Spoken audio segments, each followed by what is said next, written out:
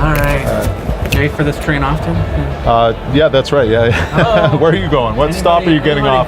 We're in a bubble room. You know, I watch those TV shows where they get in this big old bubble and then they roll around. Yeah, that's a Get Smart thing. Yeah. So I didn't know I'd be in a room at NAMM in a bubble room like that, and that's what we're going to talk about next time. Geekazine. Yeah. We've got Jim here. You're the founder, or the founder and inventor of Airhush, inflatable sound attenuation technology. Okay, and if you're thinking these are just like the inflatable beds I've seen growing, probably bounced on a few times growing up. Pretty much. You're mostly right. Yeah, you know. There's some special sauce there, but it's throw this in the pool afterwards and have a cocktail on it. No, I'm kidding. But the whole point is that we're talking about sound control, and this is perfect. I mean, you hear a slight bounce because it's kind of a lot of noise around us. But it's not as noisy as it would be. So tell us a little bit about that. Well, basically the idea is that with inflatables and sound attenuation materials, you can really have a sort of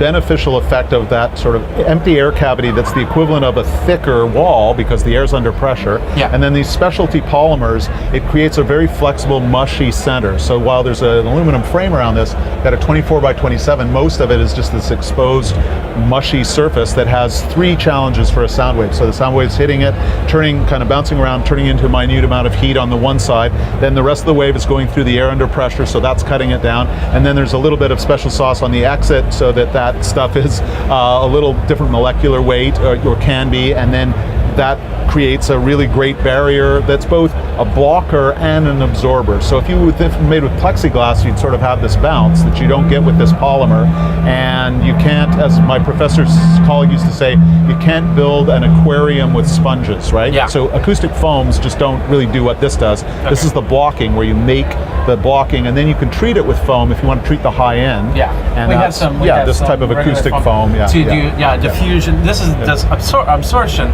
You want to have diffusion as well, depending on what you're doing. Well, and what we call this is inflatable sound attenuation technology, using attenuation to mean blocking. So attenuation, absorption, and diffusion, sort of concentrating on what we think of the hard part is the attenuation, to build that aquarium that's going to hold the sound, and then treat it with sponges, which is the absorption. So, got it. As the guy plays you get a lot of people are just like knocking and people will come and shout obscenities, and we won't hear them, and it works. Okay.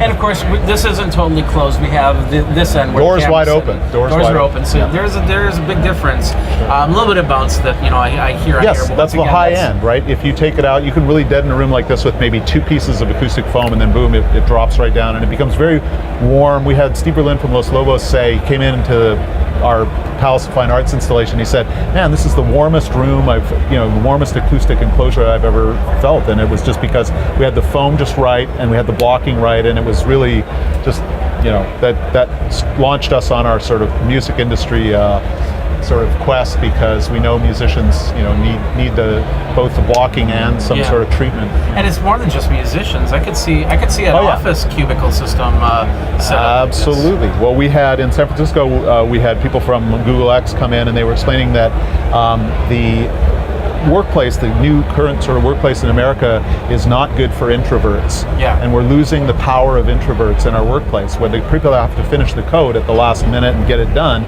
they need acoustic privacy. And we all want to sort of see the world and have the natural light and people flow, but we cannot have as much processing power dedicated to filtering out the other, the rest of the sound that's coming at us. So if you can provide that little enclosure that cuts, in our case, we're cutting by 30 decibels at sort of mid-range, right? So it's the equivalent of 85, 87%, because it's logarithmic. So you're 10%.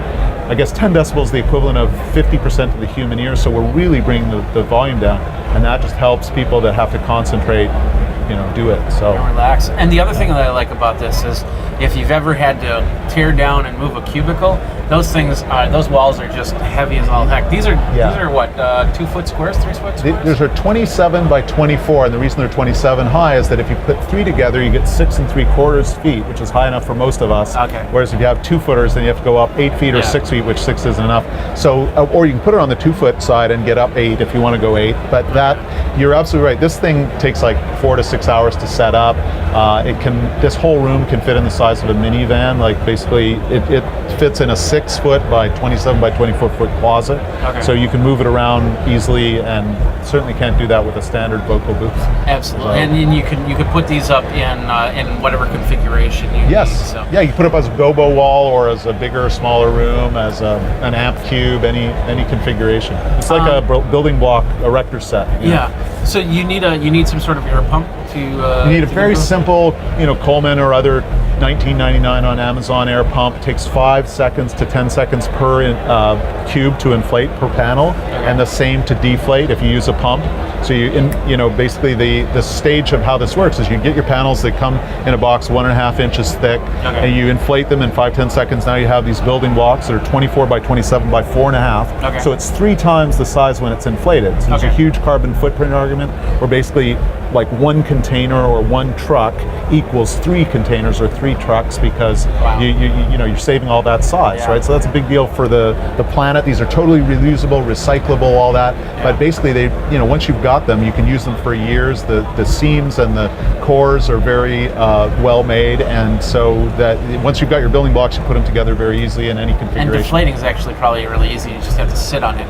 Well, yeah, actually, it's better to use the pump to deflate as well. The pump we have has fun. Well, it's kind of fun. You stick your finger, but What about using these as a floor tile? Do these work? Yeah, so we've actually in some cases built like a riser and then put panels underneath, and you certainly get a benefit because there's like whatever's going on above or below, you get some protection. However, as you know, I'm sure, the idea of the studs carrying sound, right? So if you don't get the flooring studs right, you're going to take the sound right down in and across the room.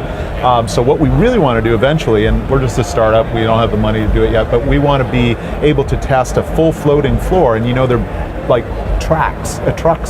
They move trucks that have accidents using those big inflatable bags. Yeah. So there's no reason we can't build a core, what we call our core, our inflatable core, or our I-core, we call it. And if we build it strong enough and the seam strong enough, we can make a floor, and you'll be able to walk on it. And it might be a little weird, but it's going to be solid enough that you've got total detachment from the floor to the top of the floor, below, above, and that'll be a huge, I think, very useful tool. In the same way these are. Part of why the reason they work is that the 2 layers are separate and floating completely free from each other and only attached by the core. So that's part of the reason it's working. So nice shock absorption. That's right. That's really kind of what it is. It's a shock absorber. It's so simple, and yet that if you can leave those 2 planar surfaces free from each other and let them vibrate and do all that without anything holding them together, that's where you get your big. Have you tested this for earthquake proofness? This particular structure? Yeah. No, we're about to die. It's going to come down. Good, actually. With the fact that the panels are working on their own, they could probably withstand it. Actually, I think we're probably pretty good. The fact is that the structure here, we sort of overdone it on the structure just to make sure that the roof isn't going to cave in and so on. But yeah, I mean, this by intrinsically has a sort of flexibility the same way wood does, right? Okay. A lot of reasons everything's built in wood out here is that it's just it shakes around, and this can do the same. You can actually see it sometimes. Like we've had some earthquakes at the palace, and we've seen that. Oh, whoa, everything's moving, including the Airhush structure. Yeah. So, which is good. That's a good thing. That's the whole point. Yeah. So it's it may well almost be, and like you say, for offices, medical, transportation, aviation, eventually outdoor uses. I think inflatables and sound attenuations materials together will be really powerful and useful. What about setting up like a quarantine for medical use? Is there any type of medical grade?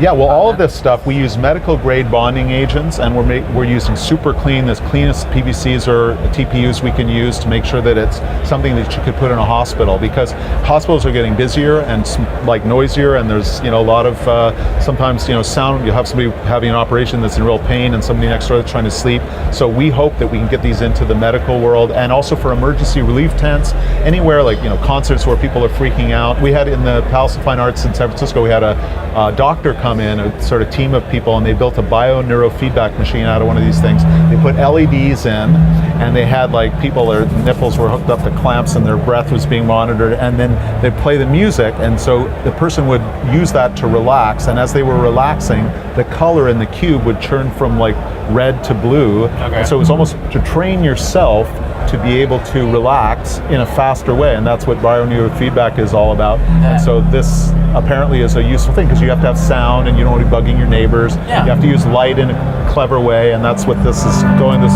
neon or whatever LED lighting. So it looks easy. I mean, we have there's an LED light out there, and it just uses all these bubbles to recreate the light. That's right. It just captures the light in a cool way. That's amazing. And there's so many different applications, more than just music. Oh yeah, absolutely. We're starting with music because we're all musicians or frustrated musicians, and we love the idea of providing a technology that's going to kind of make it easier to be a creative, right? To be in, the classic basic musician and have a place that you can cut out the cop car or the helicopter going by. That's the thing. And we've also learned that these can be used in professional studios. That the people like the rock stars I was talking about earlier are using it to create like gobos in studios, and that's very helpful because they can see each other.